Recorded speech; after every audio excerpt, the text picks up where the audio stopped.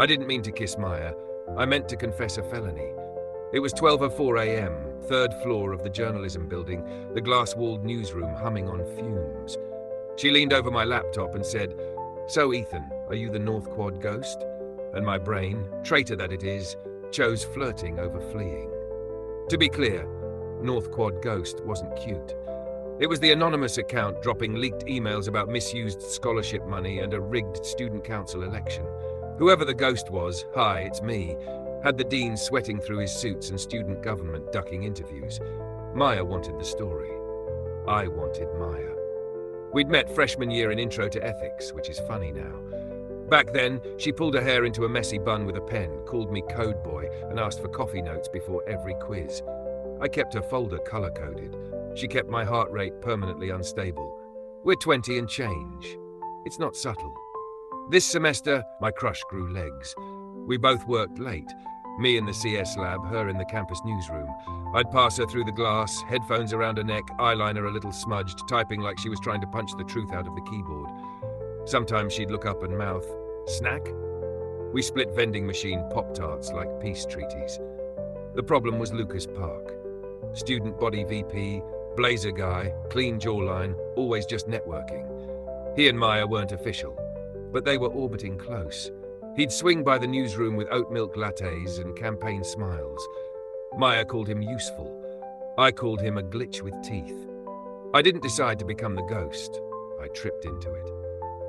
Sophomore spring, I found an unprotected folder on a campus server labeled Legacy Aid. It mapped a pipeline where donor brat interns got scholarships meant for first-gen kids. I anonymized, posted, and said a dumb prayer. The account blew up. People demanded more receipts. I kept finding them.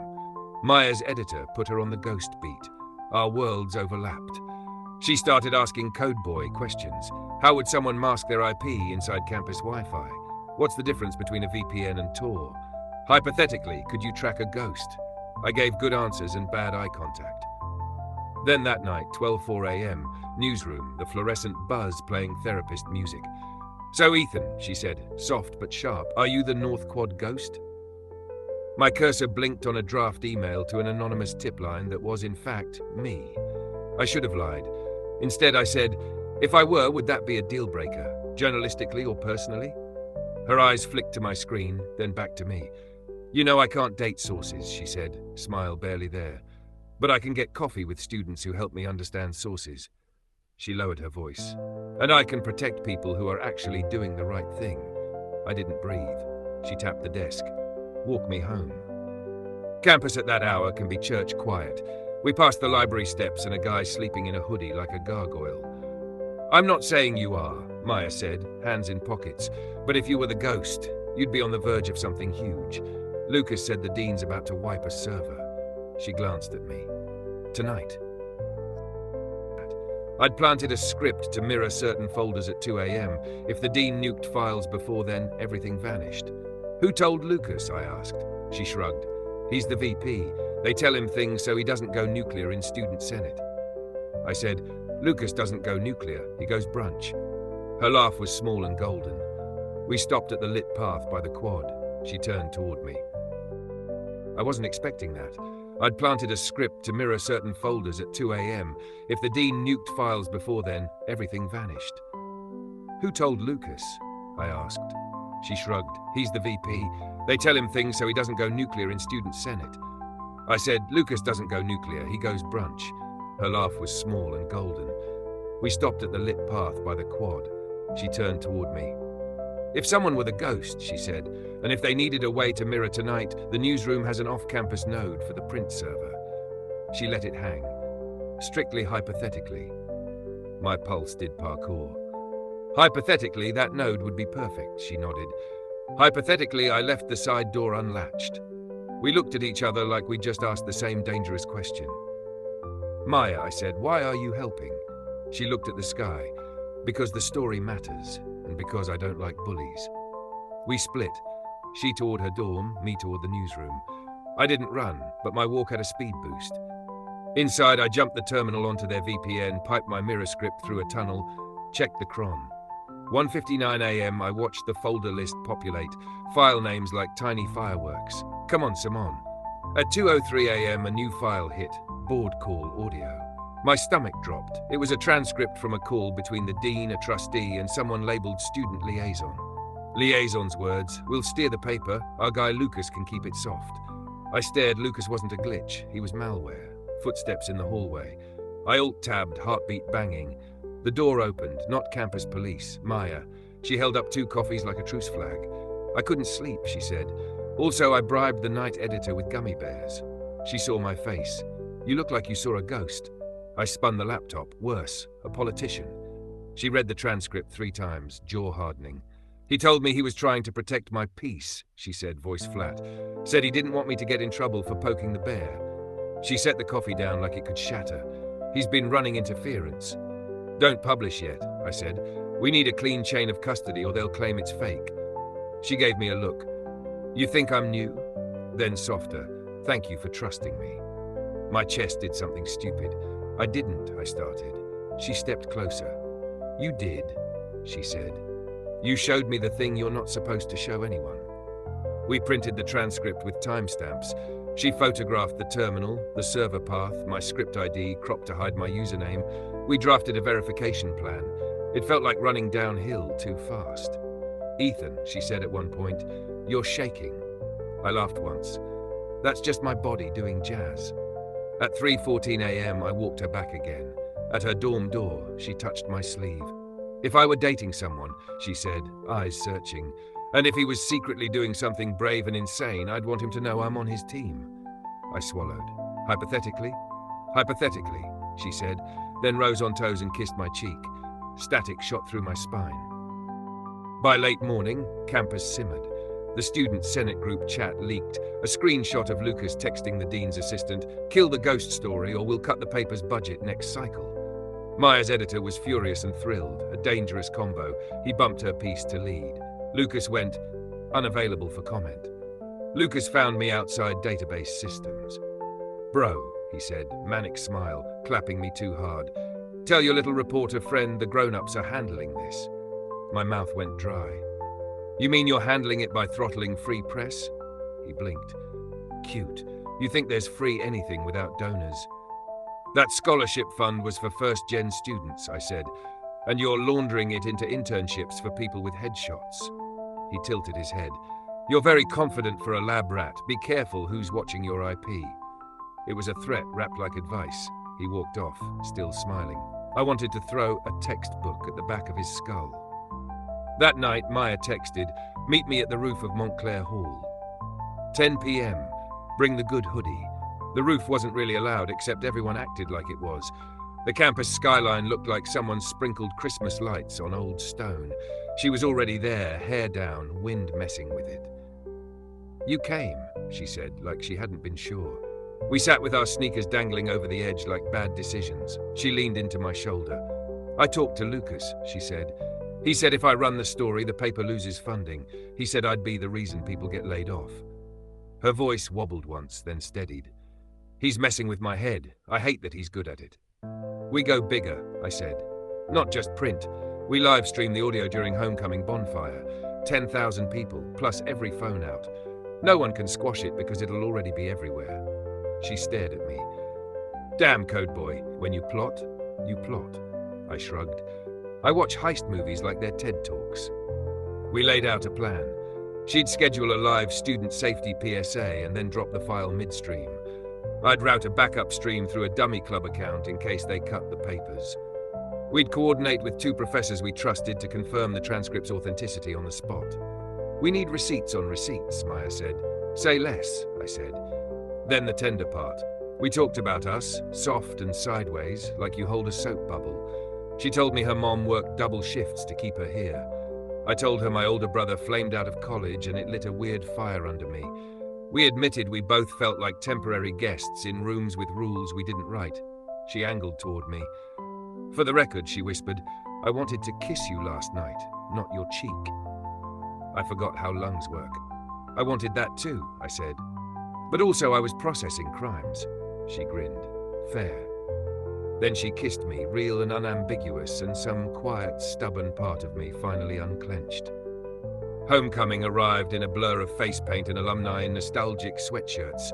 The bonfire stack towered over the quad, wrapped in caution tape like a gift for arsonists. Lucas worked the crowd with his candidate smile. The dean stood with trustees, laughing too hard at nothing.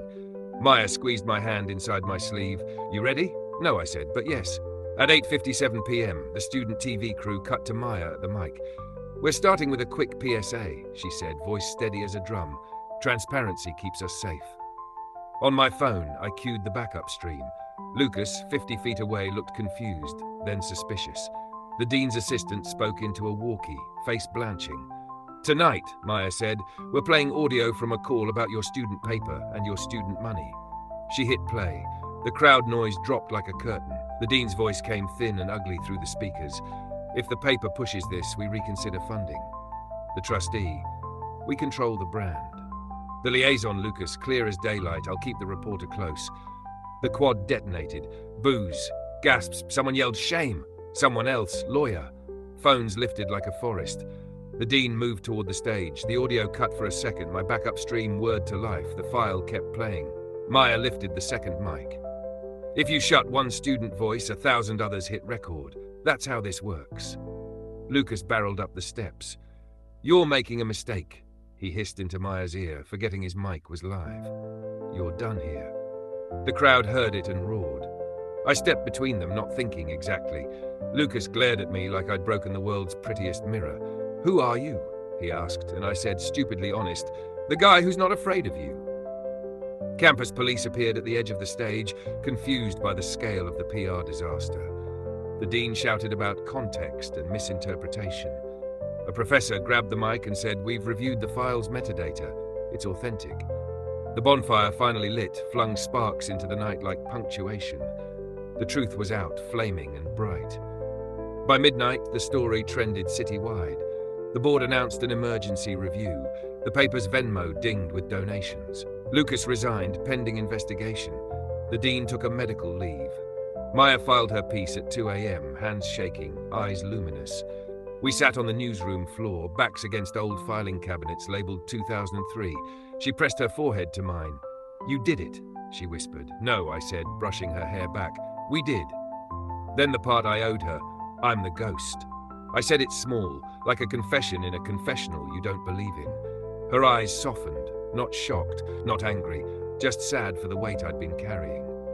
"I know," she said. "I figured it out the night I asked. You blinked like a busted cursor." I laughed, broke, relieved. "I'm sorry I didn't tell you sooner." She shook her head. "You're allowed to have armor." Then the pragmatic. "They might still come for you. Even if the school looks bad, bureaucracies love a scapegoat." I nodded. "I'll face the hearing, but I won't let them bury the story." She kissed me like a promise. The hearing, 3 days later, felt like a theatre production with bad acting. A panel asked why I accessed restricted servers. I said to expose fraud that harmed students. They asked why I didn't go through proper channels. I said I did. They looped me back to the dean. Silence. In the corner, 2 lawyers checked their watches. In the end, they issued a conduct warning and mandated ethics seminars I could teach in my sleep. But they also reinstated the scholarship funds publicly. The paper got protected status under a new charter. Lucas vanished from group chats, leaving behind a trail of deleted selfies. That night, on the library roof again, Maya curled into my side.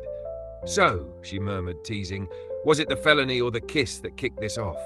I grinned at the dark campus and the bright future, pulse finally steady. "Both," I said, "but let's keep choosing the kiss." Our phones buzzed at the same time, a twin jump scare. Unknown number, you missed one. Legacy Aid, Archive/Donor X. Timer set for 3.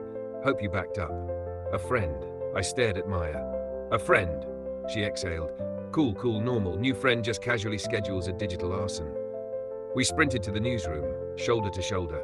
I jacked into the off-campus node. The directory blinked like a countdown clock. Someone had planted a kill script named Hound, sniffing for mirrors and burning anything it found. "This isn't Lucas," I muttered. "He's not this elegant." Maya leaned over my shoulder. "So who's walking the dog?" A tracer route danced us off campus and back through a VPN that screamed corporate.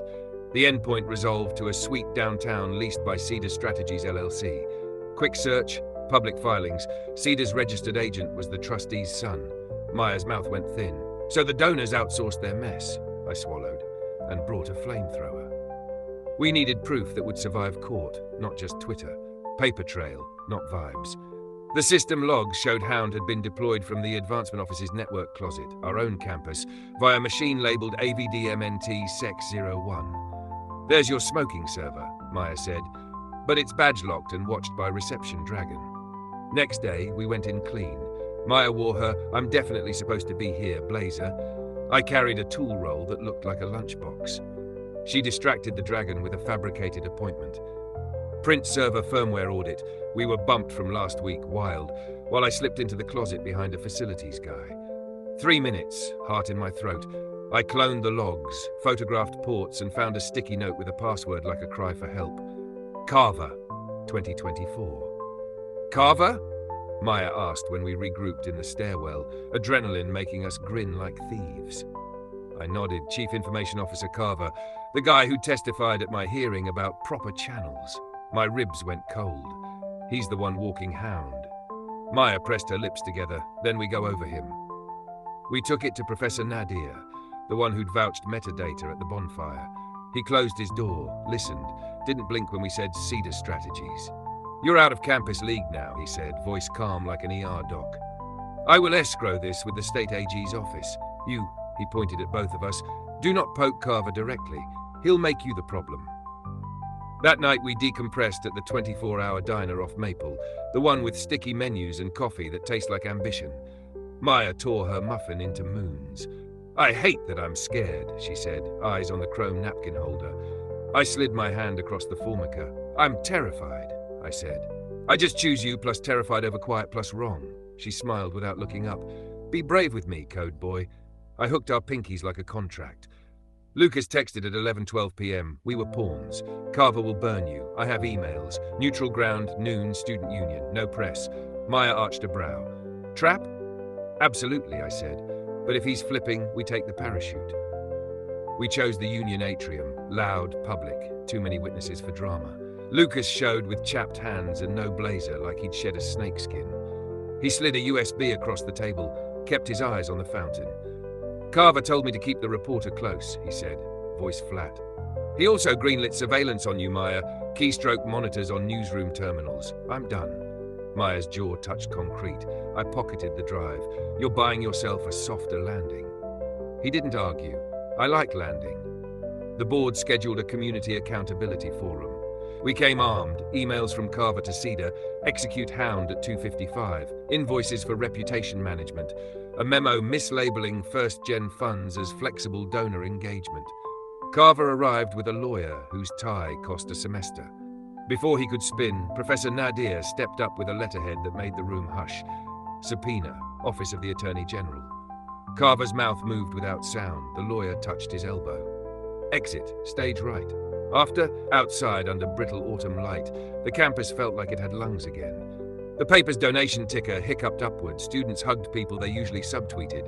We slipped to the library roof one more time, wind colder now, city soft in the distance. So, Maya said, tucking into my hoodie, no more ghosts? I kissed her hair. No more ghosts. She tilted up, eyes steady. Just us? I nodded, chest unspooling. Just us, visible.